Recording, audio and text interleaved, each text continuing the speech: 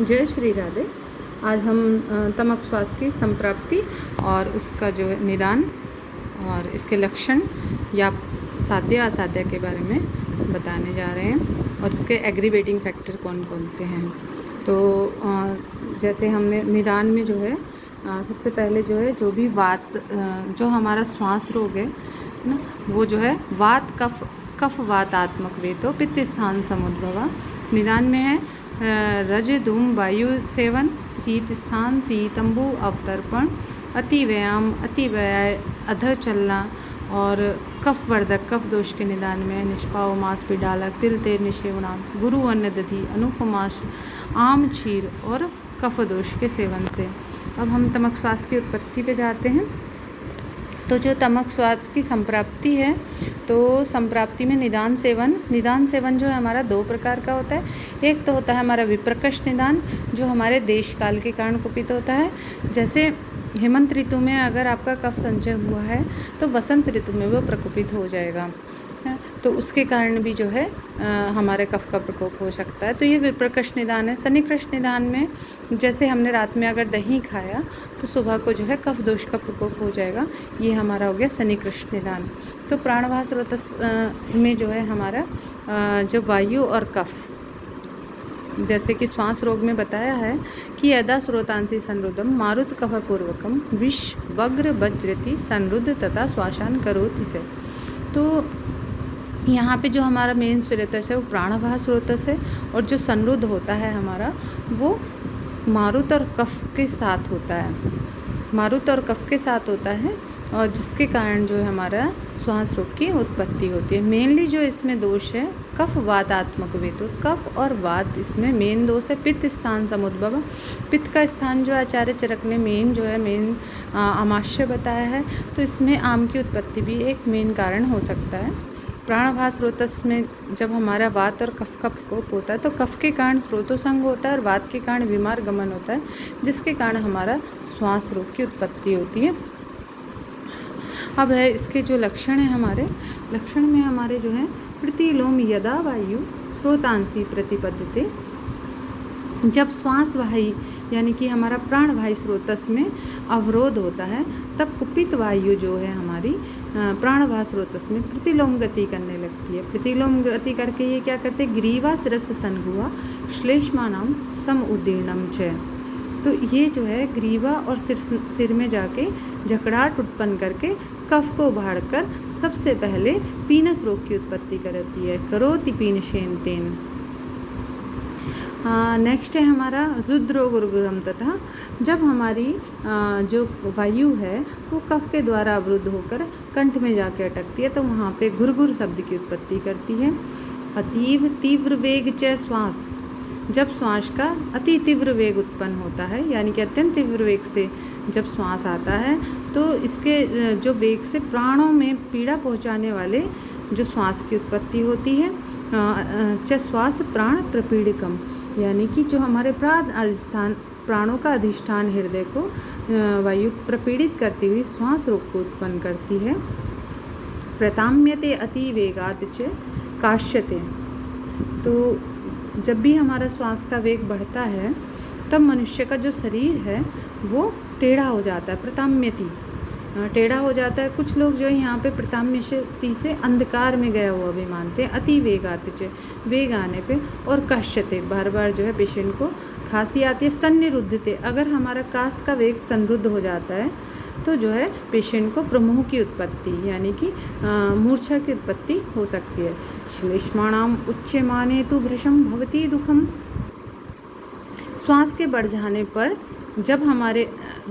जब तक हमारे कफ का नाश नहीं हो जाता, जब तक श्लेष्मा का उच्चमान नहीं हो जाता तब तक पेशेंट जो है हमारा दुखी रहता है।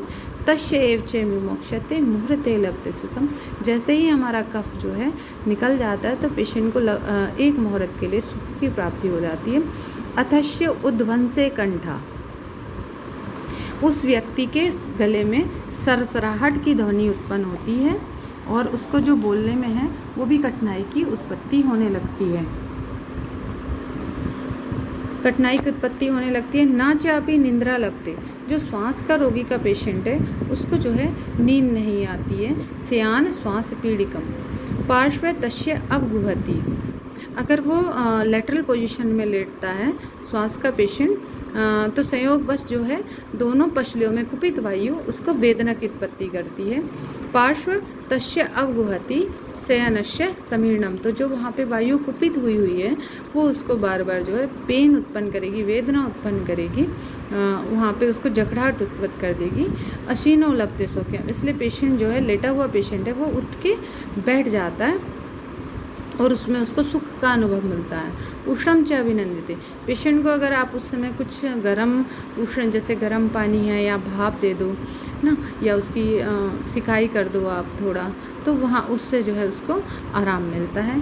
उच्चिताक्षो, उच्चिताक्षो का मतलब है पेशेंट का जो नेत्र है वो जो है ऊपर की तरफ चढ़े रहते हैं। और उच्चिताक्षो का मतलब कुछ लोगों ने यहाँ पे सूजन से भी बताया। अगर पेशेंट को बार बार श्वास आता है, खांसता है, तो उसका जो अक्षी के नीचे है वो सूजन भी मिल जाती है। ललाटेन शिवधस्यता वृषम अर्तिमान, और जो उसका माथा है, ललाट है, उस पर पसीना आ जाता है और यह व्यक्ति अत्यंत दुखी रहता है। विशुष्क आश्य मुहुरु श्वासो मुहुरश्चैव अवधाम्यते, अवधाम्यता का मतलब है एकदम अचानक श्वास छोड़ता है पेशेंट। तो बार बार जब श्वास लेता है और श्वास छोड़ता है तो उसका मुंह जो है वो सूखने लगता है। जो इसके एग्रीवेटिंग फैक्टर हैं तमक श्वास के, तो है मेघ अम्बु शीत प्रगवात, जब भी बादल आते हैं या फिर बरसात का सीजन होता है या ठंडी बढ़ती है या पूर्वी वायु का सेवन करता है या श्लेष्मा नाम अभिवर्धनम या कफवर्धक चीज़ों का सेवन करता है। जैसे अगर श्वास का तमक श्वास का पहले से रोगी है लेकिन अभी उसको अटैक नहीं आया, अगर पेशेंट जो है रात में आइसक्रीम, दही, इस तरह की जो चीज़ें खा लेता है तो उससे जो है उसको जो है अटैक आ सकता है। स याप्य तमक श्वासम, जो तमक श्वास है हमारा याप्य होता है लेकिन साध्य व स्यात नवोत्थितम, जो नया तमक श्वास है वो हमारा साध्य होता है।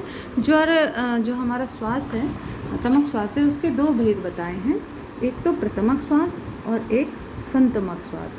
तो जो हमारा प्रतमक श्वास है, पे जामे से याद कर सकते हैं हम, पे मतलब प्रथमक ज्वर प्लस मूर्छा।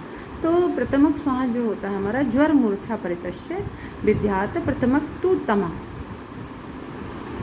जब पेशेंट में ज्वर और मूर्छा नामक ये दो उपद्रव मिलते हैं तमक श्वास में, तब हम उसे तमक श्वास बोलते हैं।